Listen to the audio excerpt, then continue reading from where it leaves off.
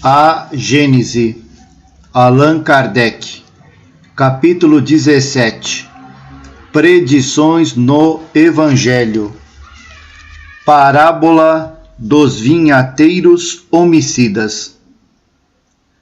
Havia um pai de família que, tendo plantado uma vinha, cercou-a com uma sebe e, cavando a terra, construiu uma torre. Arrendou-a depois a uns vinhateiros e partiu para uma terra distante. Ora, estando próximo o tempo dos frutos, enviou seus servidores aos vinhateiros para recolher o fruto de sua vinha. Mas os vinhateiros, apoderando-se dos seus servidores, a um feriram, a outro mataram, e lapidaram ao terceiro. Enviou-lhes ainda outros servidores em quantidade maior que da primeira vez, e foram tratados da mesma maneira. Enfim, enviou-lhes o seu próprio filho, dizendo de si para si: terão algum respeito por meu filho. Mas os vinhateiros, vendo o filho, disseram entre eles: eis o filho, o herdeiro. Vinde, matemo-lo, e nós seremos os donos de sua herança. Assim, apoderando-se dele, expulsaram-no da vinha e o mataram. Quando o dono da vinha vier, como tratará os vinhateiros? Responderam-lhe: fará que pereçam miseravelmente esses malvados, e arrendará a vinha a outros vinhateiros, que lhe entreguem os frutos na estação própria. Abre parênteses. São Mateus, capítulo 21, versículos de 33 a 41. Fecha parênteses. O pai de família é Deus.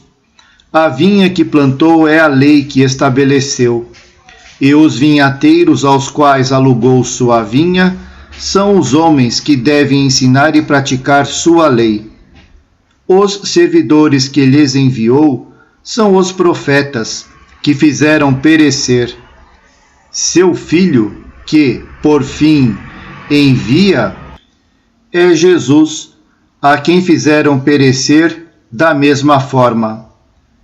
E, pois, como o Senhor tratará seus mandatários, prevaricadores de sua lei, haverá de tratá-los como tratam seus enviados, e chamará a outros que lhe prestarão melhores contas de suas propriedades e da condução de seu rebanho. Assim tem sido com os escribas, príncipes dos sacerdotes e fariseus. Assim será quando ele vier de novo, pedir conta a cada um daquilo que fez de sua doutrina. Retirará a autoridade a quem dela houver abusado, pois ele quer que seu campo seja administrado segundo sua vontade.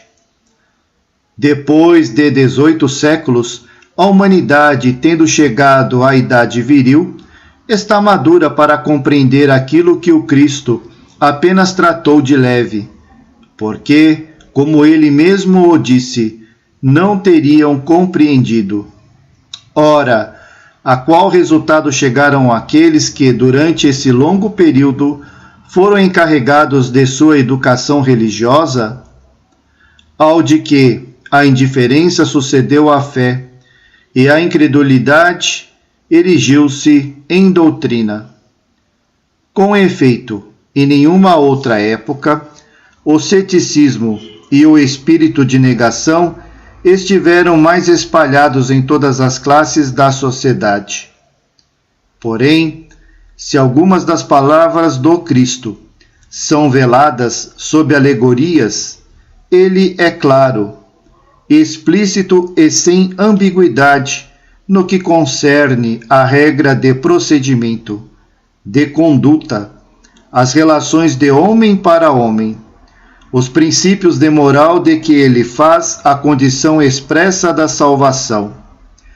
Abre parênteses, o Evangelho segundo o Espiritismo, capítulo 15, fecha parênteses. O que fizeram das suas máximas de caridade, amor e tolerância? Das recomendações que fez a seus apóstolos de converter os homens pela doçura e persuasão, da simplicidade, da humildade, do desinteresse de todas as virtudes das quais ele deu o exemplo? Em seu nome, os homens reciprocamente se lançaram anátema e maldição. Esganaram-se em nome daquele que disse: todos os homens são irmãos.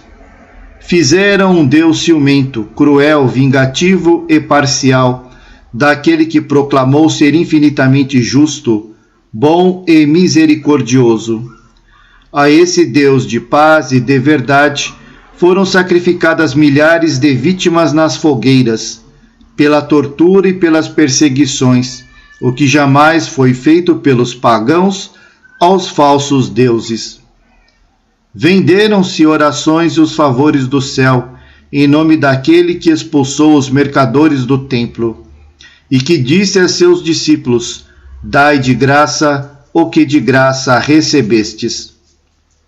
Que diria o Cristo se vivesse hoje entre nós? Se visse seus representantes ambicionar as honras, as riquezas, o poder e o fausto dos príncipes do mundo, enquanto ele, mais rei que os reis da terra, fez sua entrada em Jerusalém montado numa jumenta? Não estaria ele no direito de dizer-lhes: que tendes feito de meus ensinamentos, vós que incensais o bezerro de ouro, que atribuís em vossas orações uma larga parte aos ricos e uma magra parte aos pobres, ao passo que vos tenho dito: os primeiros serão os últimos, e os últimos serão os primeiros no reino dos céus?